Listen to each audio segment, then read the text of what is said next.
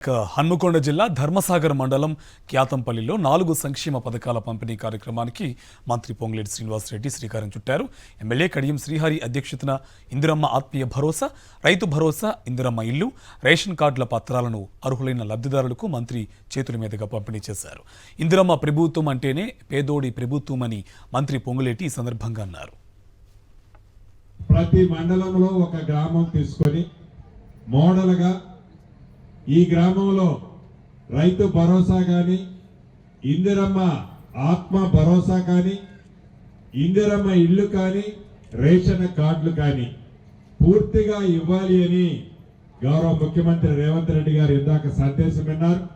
ఆ సందేశాన్ని రాష్ట్ర వ్యాప్తంగా ఈ 606 గ్రామాలలో పండగ వాతావరణంలో అద్భుతంగా, మహా అద్భుతంగా జరుపుకుంటూ మిగిలిన గ్రామాల్లో కూడా ఈ రాబోయే మార్చి లోపే ఇచ్చే కార్యక్రమానికి శ్రీకారం చుడుతున్నాం.